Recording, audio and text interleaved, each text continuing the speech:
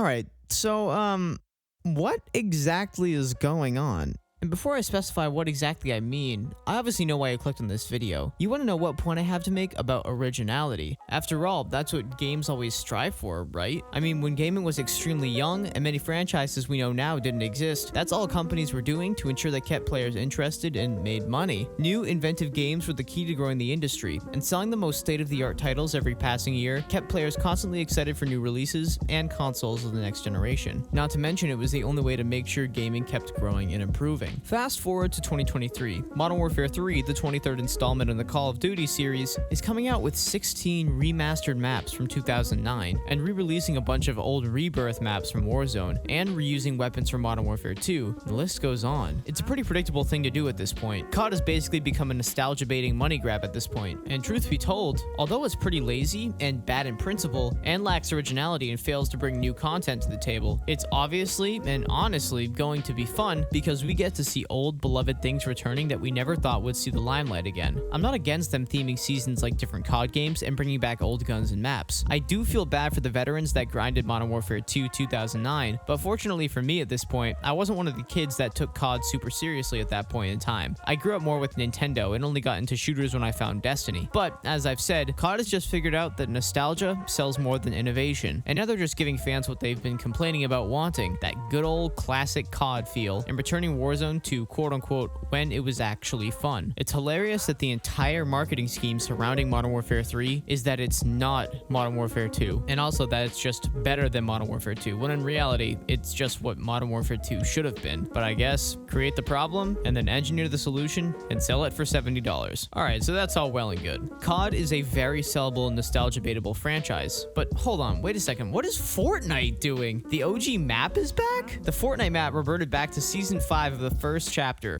which was the map featured back in August of 2018. What in the world is going on? My first reaction wasn't even to roll my eyes. Actually, I was pretty hyped. The Chapter 1 Fortnite map tops all others in my opinion, and Season 4, 5, 6, and 7's maps were the best of the best. But nonetheless, Fortnite reverted back to their old map on November 3rd to bring back the map that players seem to miss the most. I haven't done much reading into Fortnite, but when I talk with people that I know used to play, they always say they fell off after the map disappeared and the game went totally next chapter and next gen. I thought the game was doing fine with their innovations, but reverting back to the Chapter 1 map and the weapons and items that were active during that time period got me very excited to play again. However, they're also adding something else I thought was interesting, and that is the heavily rumored first-person mode, which is speculated to be coming alongside the reversion back to the original map for the new season. These are all very interesting developments. The reason I find this interesting is that COD and Fortnite are both taking old content and remastering it to fit into the new state that their games are in. And they're doing it literally just a week apart. That's extremely interesting stuff in my opinion. It really does beg the question. And no, not the question of, is Fortnite afraid of the returning Warzone map stealing back players? Well, of course they are. And the OG map and weapons are a surefire way and a cheat code to rake in a ton of players who were dormant, sometimes even for years. I mean, geez, they're destroying records right now. But this begs the question, are companies figuring out that nostalgia is selling better than innovation? I mean, we can clearly see that with Call of Duty's decision to remaster 16 old maps and drip feed old guns every season of the game, and Fortnite's reversion back to likely one of the most iconic and recognizable maps of first and third person shooters of the last decade. It's really intriguing. I mean, as far as numbers go, Call of Duty Warzone and Fortnite are the most recognizable and popular shooters of at least the last 3 years, and just counting COD titles before the release of Warzone, then the last 6 years. Both deciding to revert back and remaster old content doesn't seem like too much of a coincidence, especially considering that Fortnite is rumored to be adding a first-person mode, which is exactly what Call of Duty is, a first-person shooter. Fortnite didn't really have a choice with this, as I think sooner or later, this feature has to be added into the game, just given the direction that it's going. Creative mode is evolving so much, and sometimes it's becoming difficult to tell that Fortnite is even Fortnite anymore, with some of these things that creators are pulling off in their creative worlds. A viable, smooth first-person mode is the next logical step if Epic wants to allow even more engaging experiences to retain their players. I love how genius creative mode is. It's a fun way to get players into making their own games, but it also keeps people playing Fortnite even when they don't want to play the core game. Allowing for XP gain within creative models is such a great incentive and at times can be a lot of fun, because if you're good enough, Fortnite's new creative engine can really bring game ideas to life. But I digress. A first-person mode wasn't just the next logical step, it also is what I believe to be their attempt to compete with Call of Duty in the near future. Some games have pretty cheap first-person cameras that don't really live up to their third-person counterparts that the game is truly played on,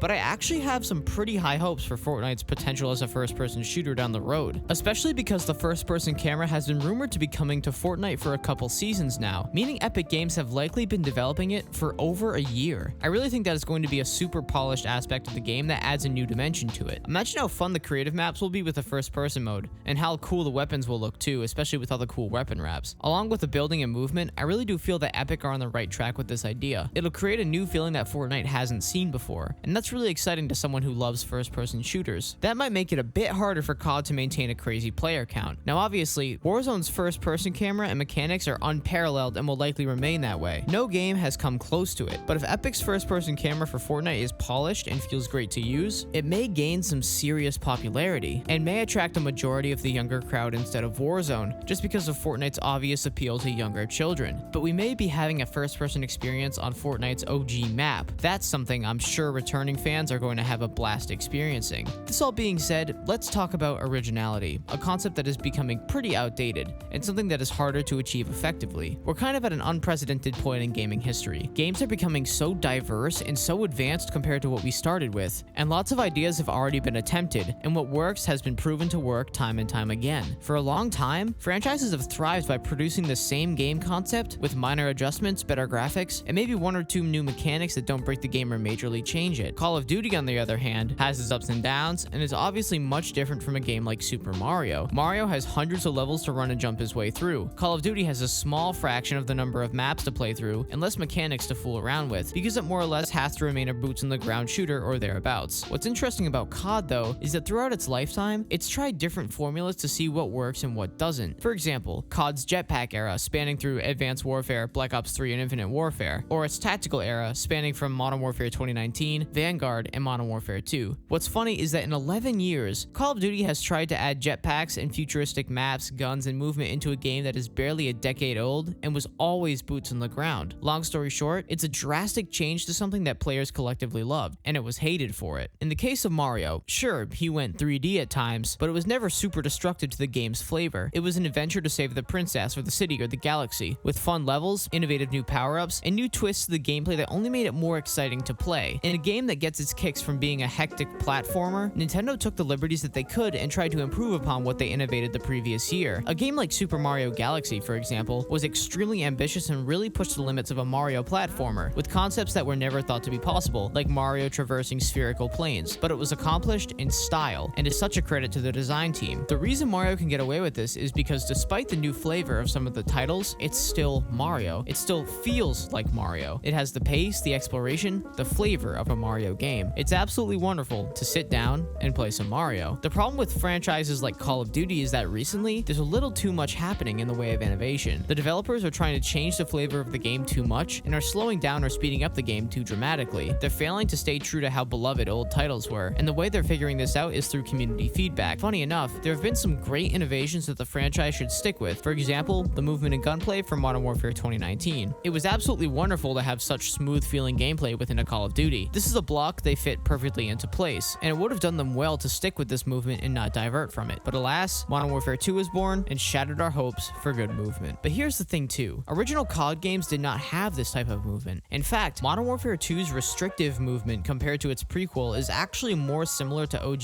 COD. But what if I told you that that's actually a bad thing? Now don't get me wrong, OG Call of Duty is a pretty unparalleled experience, but we must all admit that there's things that modern COD does better than old COD. Oh boy. Oh no, Prime Pete just said that, didn't he? For an obvious example, try the graphics, the gunplay, the movement, arguably the gunsmith, which I think works better than a Pick 10 system. These upgrades to basic elements of the original games don't harm it in any way. In fact, they improve it. Point being, positive improvements to old mechanics is great. Changing the overall flavor of a beloved franchise isn't. Making COD more of a tactical shooter is the same thing as making Mario an isometric puzzle game. That would just just make it Zelda. It might look like Mario and be called Mario, but if it just plays like Zelda, then there isn't really much difference between the two. Modern games, in a sense, are losing their identity. Call of Duty was trying their hardest to innovate the franchise and appeal to new players by making the game substantially easier to perform well within, and new releases like Starfield and Cyberpunk were great on paper, but far too ambitious, and as a result were rushed into the market to make easy sales, despite both games not being received well at all, and both games being generally incomplete. Clearly, as players complain, companies are noticing this more and more. Call of Duty said, alright then, here's 16 original maps from a beloved game, and the return of your favorite small rebirth maps, and then they get berated by the same people who said COD wasn't like the glory days anymore, saying that COD sucks so they can't come up with anything original. While original COD content severely lacks in quality, as we see here in the last 4 years, Sledgehammer and Activision are making the smart move here, in regards to money making, by pulling undoubtedly the greatest nostalgia bait of all time, and they're going to be rolling in cash because of it. I didn't notice too much complaining about Fortnite, but I think Epic Games is more than aware of how players love and reflect back to the good old days of Fortnite, with the original map and original feel of the game. That subtle feeling of isolation, the mystery, the ambience, the tension of being in the top 10. That feeling of getting on the game with your friends when everyone and their brother played the game. With COD's old content coming back, undoubtedly the game is going to succeed as a result. Why doesn't Fortnite try that? They really don't have anything to lose. It's not like they'll lose the crowd playing competitively, or the crowd playing creative, or PvE, or any other modes aside from Battle Royale. In fact, they're only going to gain players for going back to the OG map, and the characters within the game's story time traveling back to Season 5. It's truly a sight to behold. Same with COD. Even though it's going to hurt some of your ears for me to say this, they're only going to gain a player count because of this. And even if they don't gain new players, they're definitely going to have a better player count than Modern Warfare 2 did. And that's indisputable. With Fortnite reportedly adding a first-person mode soon, we could very well have a brand new Fortnite experience on our hands, and along with that, a whole new avenue being opened in creative mode as well. That being said though, what is the principle behind these decisions? Originality is actually somewhat going out the window when it comes to the two most well-known games in the world. Both games are just bringing back old guns and maps, but I'm nothing but excited for both experiences, and it's weird to admit that. I don't want to give them the satisfaction, but they're playing to the game's strengths, and the strength of both Fortnite and COD is that they're the two most nostalgia-backed franchises for players around the ages of 15 to 25, and that's the biggest target audience of both titles. Fortnite definitely goes younger than that, but the littlest kids playing the game, around 8 to 10 years old, were barely able to walk when OG Fortnite was first out. The value of the memories I have playing older CODs and OG Fortnite is one I hold in high importance to me, because that era of my life was just so much fun and held great memories, even outside of the game. It's no doubt that what part of your life you were in defines the nostalgic value of a game, not just the game itself. When both Warzone and Fortnite were still in their ultimate prime, I was living through one of the most important and fun parts of my life. That just contributes to it more. However, I really do hope that originality doesn't go out the window. Despite the old map returning, I doubt Epic Games will ever run out of ideas. The game is always great about changing up the meta and refining how the game feels in order to be better. And sure, some metas are definitely better than others, but they still do a great job with the variety. What Fortnite does better than COD is that Fortnite encourages the growth of the skill ceiling. COD seems to want to restrict it. COD went tactical while Fortnite added turbo building. COD added the 725 shotgun, and Fortnite added auto-confirming edits. COD added doors, and Fortnite encouraged the creation of creative maps that are exclusively for practice and improvement at the game. And I think these are very relevant points to make. Regardless, it may be less of making new things and more of enhancing what makes the game fun in the first place that really makes a standout sequel, or a standout next installment in a game's franchise. If something makes a game more enjoyable from a gameplay and mechanical standpoint, then who are we to complain that the maps are recycled? I certainly wouldn't want to replay the same Mario game with the same levels but just slightly different mechanics, but I also wouldn't want to play the same exact COD games with different maps but a literal clone of the previous year's gameplay. Improving the quality of life and innovating games in a positive way that saturates what makes the game great is a must if we want games to move forward in a positive way. It's just really funny, and what I believe to be no coincidence. Coincidence? I think not!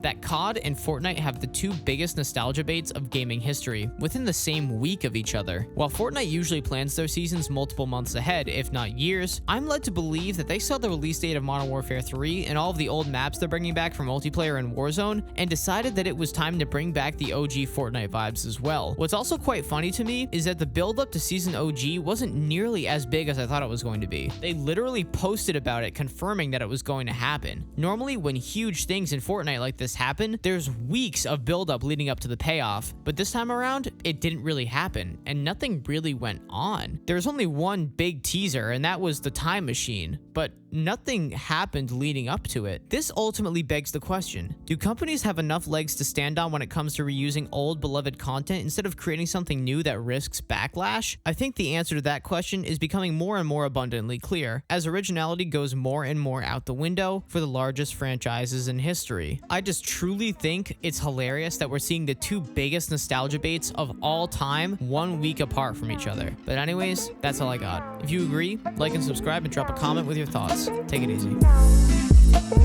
No.